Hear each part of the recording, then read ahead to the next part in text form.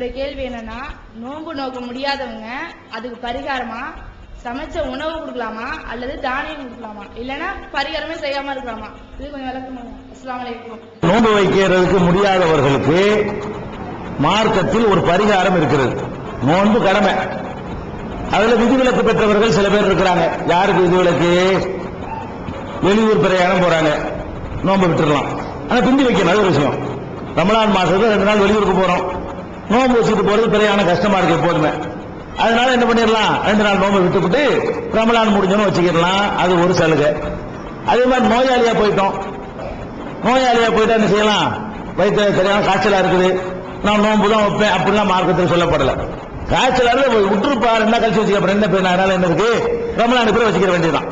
அப்படி இது குர்ஆன்ல இருக்குது. இது குர்ஆன்ல தெளிவான வார்த்தைகளை கொண்டு இருக்கிறது.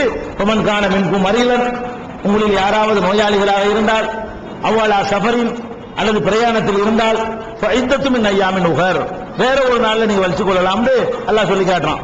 அப்ப பிரயாணத்தில் இருக்கிறவங்களுக்கும் நோயாளிகளுக்கும் மார்க்கத்தில் சலுகை இருக்குது. என்ன சலுகை? பிந்தி வச்சுக்கலாங்கிற சலுகை இருக்குது. இவங்கெல்லாம் கப்பாரா கொடுக்கூடாது, பிந்தி தான் வைக்கணும். காய்ச்சல் தலைவலின்னு வந்தா பிந்தி தான் வைக்கணும். ஆனால் சில நோய் இருக்கிறது, அந்த நோய் தீராது. தலைவலி தீரும், வயிற்று வலி தீந்துரும், காய்ச்சனா தீந்துரும், நாளைக்கு இருக்கு நாளைக்கு போகும் வரும், அப்படிப்பட்ட வியாதிகள். சில நோய்கள் இருக்கின்றன, வந்தா வந்ததுதான், அது குறையாது, வேணுமான கூடும். இன்னைக்கே வைக்க முடியாது, நாளைக்கு கண்டிப்பா முடியாது. இந்த ரமலான் எனக்கு வைக்க முடியல என்று சொன்னா அடுத்த ரமலான்ல இருக்கிறத விட ஜாஸ்தியா தான் போகும். அதுக்கு உதாரணம் சொல்வதாக இருந்தால் சுகர், நீரிழிவு சொல்றாங்கல்ல, நீரிழிவு என்று சொல்லக்கூடிய சக்கரை வியாதி என்று சொல்லக்கூடிய அந்த வியாதி ஒருத்தருக்கு வைங்க, அது ஜாஸ்தியா போச்சு, அவருக்கு என்ன ஆகும்? சாப்பிட்டுட்டே இருக்கணும். சுகர் குறைஞ்சா உயிருக்கு ஆபத்தா போயிடும். சக்கரை அதிகமா முத்தி போச்சுன்னு சொன்னா, இன்சுலின் ஊசி போற அளவுக்கு போயிட்டாருன்னு சொன்னா, அப்புறமேல டயாலிசிஸ் பண்ற அளவுக்கு ஆயிரும். மிஷினை போட்டு எல்லாத்தையும் மாத்துவாங்க, அந்த மாதிரி பண்ற அளவுக்கு எல்லாம் போயிடும். இந்த சக்கரை நோய் முத்தி போயிடுச்சுன்னு சொன்னா, அவங்களால் ஒரு 12 மணி நேரம் எல்லாம் பசியாக இருக்க முடியாது. அவங்களெல்லாம் என்ன சொல்லுவான் டாக்டர் தெரியுமா? அரை மணி நேரத்துக்கு ஒருக்கா சாப்பிடு, 1 மணி நேரம் கொஞ்சமா சாப்பிடணும். அந்த மாதிரி நோயாளிகளுக்கு என்ன சொல்லுவான்னு கேட்டா, 1 மணி நேரத்துக்கு ஒருக்கா சாப்பிட்டுக்கணும், 2 பிஸ்கட் சாப்பிட்டுக்கணும், மேல 2 பிஸ்கட் சாப்பிடணும். மொத்தமாவும் சாப்பிடக்கூடாது, ரொம்ப நேரம் சாப்பிடாம இருக்கக்கூடாது. இப்படி இந்த வருஷம் 2004 ஒருத்தர் இருந்தான்னு சொன்னா, இந்த நம்பர் 2005 ஒன்று வைக்கலுமா? இதுக்கு மேல டேஞ்சரா போயிடுவான். 2005 2006 இதுக்கு மேல போயிடுவான். இவனுக்கு மார்க்கத்தில் என்ன சொல்லப்படுதுன்னா, பரிகாரம். எல்லாத்துக்கும் பரிகாரம் கிடையாது. யாருக்கு அறவே முடியாதோ, முத்தி போன அல்சர், பயங்கரமா அல்சர் ஆகி போச்சு, எல்லாம் அழுகி போய் வெட்டி எடுக்கிற அளவுக்கு ஆகி போச்சு, சாப்பிட்டுட்டே இருக்கணும்.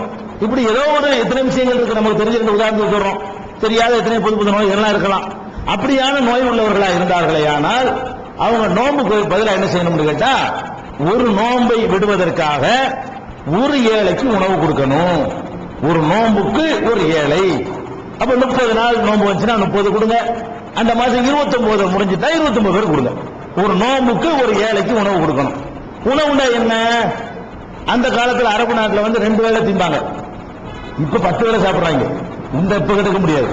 அந்த காலத்தில் 2 வேளை சாப்பிட்டாங்க. இப்ப நம்ம நாட்டில் என்னன்னா, அந்த காலத்துல இந்த காலம் வரைக்கும் 3 வேளை தான். நம்ம நாட்டில் காலையிலையும் சாப்பிடணும், மத்தியானமும் சாப்பிடணும், ராத்திரிக்கும் சாப்பிடணும், 3 வேளை. அப்ப 3 வேளை சாப்பிடுவதுதான் ஒரு நாள் உணவு நம்ம வச்சுக்கிட்டு இருக்கிறோம். அப்ப 3 வேளை சாப்பிடுவதற்கான உணவு தான் அவர்களுடைய ஃபிதியா. ஃபிதியானா கஃபாரா கொடுக்கணும். அப்ப யாரு கொடுக்கணும்? ஏழைகளுக்கு கொடுக்கணும், மிஸ்கினை பார்த்து கொடுக்கணும், வசதியானவங்களும் கொடுத்துடக்கூடாது. யாரு தர்மம் வாங்குவதற்கு தகுதி உள்ளவங்களா இருக்கிறாங்களோ அந்த மாதிரி உள்ளவங்களை பார்த்து கொடுக்கலாம். அது எப்படிலாம் கொடுக்கலாம்? ஒரு ஆளுக்கு 30 நாள் டெய்லி திட்டு போன்னு சொல்லலாம், அல்லது 30 பேரை கூப்பிட்டு என்ன செய்யலாம், ஒரே நாள்ல கொடுத்து முடிச்சு போடலாம். கணக்கு குறிச்சுட்டே வந்திருந்து பெருநாளைக்கு மறுநாள் ஒரு 30 ஏழை வீட்டுல கொண்டா வச்சு நல்லா 3 வேளை சாப்பிடறான்னு சொல்லி சாப்பிட்டு போயிடலாம்.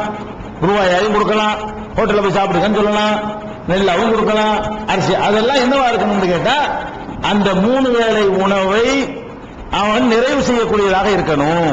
3 வேளை உணவு பித்ரா மாதிரி பித்ரா கொடுக்குறீங்க, அரிசியா வேண்டாலும் நீங்க கொடுக்கலாம், பேரிச்சம்பழமா வேண்டாலும் கொடுக்கலாம், பருப்பா வேண்டாலும் கொடுக்கலாம், காசா வேண்டாலும் கொடுக்கலாம். அப்படிலாம் கொடுத்துருக்காங்க ரசூலுல்லாஹி காலத்துல. பித்ராவை கூட என்ன செஞ்சிருக்காங்க? எப்படி கொடுத்தாங்க? பித்ராவை பல மாதிரி கொடுத்துருக்காங்க. கஃபாரம் அப்படித்தான், என்ன வேண்டாலும் கொடுத்துக்கலாம். அதே நேரத்தில் அதுல ஒரு விதிவிலக்கு இருக்குது, அதுவும் முடிஞ்சாதான் கஃபாராங்கிறது முடிஞ்ச அதை விளங்கிக்கிறேன்.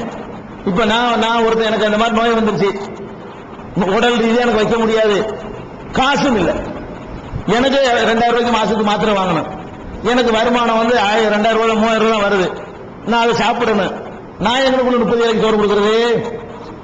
உதாரணத்துக்கு எனக்கு நினைச்சிடாதீங்க, உதாரணத்துக்கு கோவப்பட எனக்கு பிடிக்கிறது.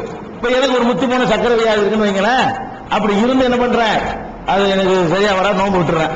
சரி 30,000 சோறு கொடுக்கலாம்னு பார்த்தா நானே வாங்குற லெவலில் இருக்கிறேன். இப்ப என்ன நிலைமை? வட்டிக்கு வாங்கி கொடுன்னு நல்லா சொல்லுவானா, கடன் வாங்கி கொடுன்னு சொல்லுவானா, பிச்சை வாங்கி கொடுன்னு சொல்லுவானா? அது நல்லா கிடையாது. லாயு கல்லிபுல்லாஹு நஃப்ஸன் இல்லா உஸாஹா, எந்த ஆத்மாவையும் சக்திக்கு மீறி எல்லாம் சிரமப்படுத்த மாட்டான். கஃபாராவும் எப்பன்னு கேட்டா, எனக்கு முடிஞ்சாதான், நானே ஏழையா இருந்தா நான் எங்களுக்குள்ள 60,000 கொடுக்கிறது, அதனால கட்டாயம்லாம் கிடையாது.